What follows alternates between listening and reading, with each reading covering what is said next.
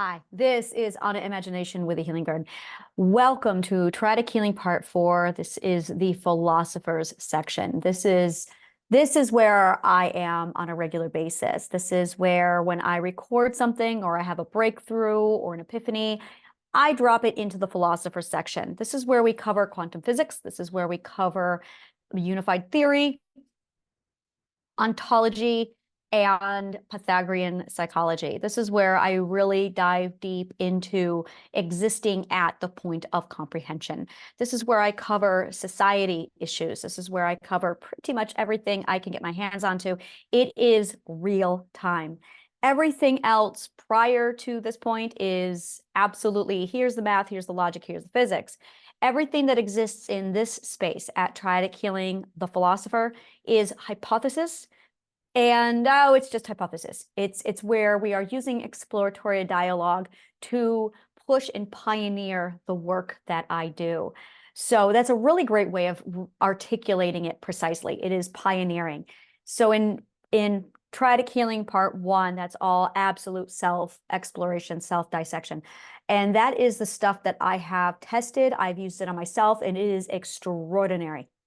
That is the stuff in Triadic Healing Part 1, where when I use it on people, when people adopt it and start adapting to it, I see results instantaneously. I really see a lot of immediate results from Triadic Healing Part 1. Triadic Healing Part 2 and Triadic Healing Part 3. The more people dive into that, again, I've got the logic, the math, the physics, all like there it is. It's all over on imagination.com. And again, when people use it, it's applied directly to their life. I want to say that it's, and Triadic Healing Part 1, 2, 3, it is simple science for practical use. And we can use it in our own lives and immediately see results. Whereas in Triadic Healing Part 4, the philosophy section, it's more of, it's for the pilgrim, it's for the philosopher, it's for people who are thinking expansively, the big full picture.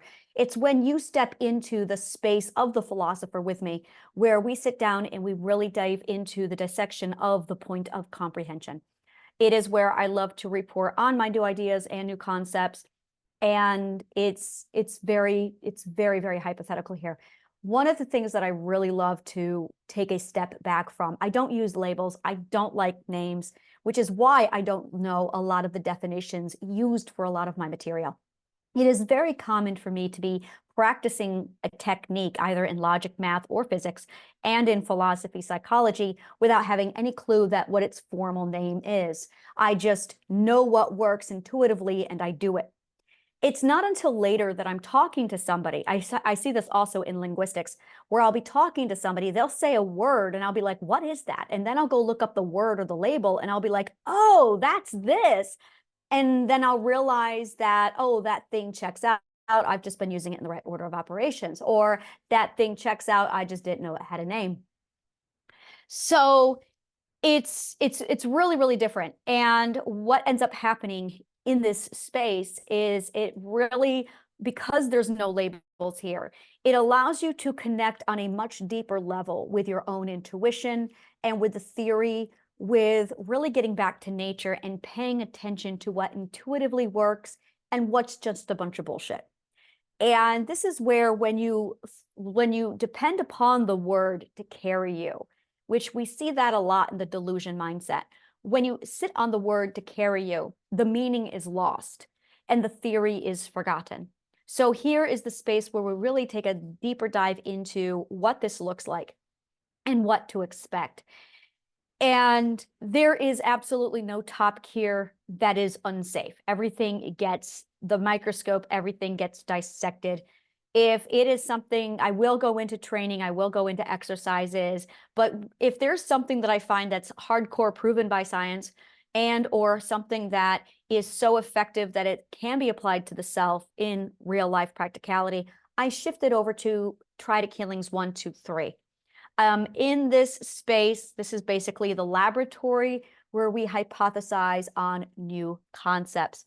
If I were to put this on an atmosphere or a stage of any kind, if I were to put a label on it, I would say that Triadic Healing Part 4 is actually where intuition and idea is birthed. It's actually stage 1 in the preliminary process of invention. Triadic healing part 1 goes on to be actually part 2. And then, so in actuality, the philosopher is where everything begins. But because it has not been tested, it's literally the very first part of scientific method. Whereas what you are getting in Triadic healing part 1, 2, and 3 have been through the entire process of scientific method. However, this space is stage 1 of scientific method. So I really want to keep that solid in the forefront of every single video, every single class here under Triadic healing part 4, the philosopher. It is the beginning, the preliminary of scientific method. There's no logic, there is no, well, there's logic, but there's no physics or math yet to back it up. It's just hypothesis at this stage. So as it goes through the process, that's when I put it then on imagination.com. I provide the theory. Once the theory is available on imagination.com, it gets siphoned on over into Triadic healing part 1, 2, or 3, categorized depending upon which area it belongs. Our goal, the agenda with all of Triadic healing, is to provide a grander comprehension of human propagation and life, the universe, and everything. The more you understand from the point of comprehension, the more you know who you are. So that is our primary agenda here. Thank you so much. If you would like to activate the next action in this chain reaction, click on the link below. Thank you so much, and may the kindest of words always find you.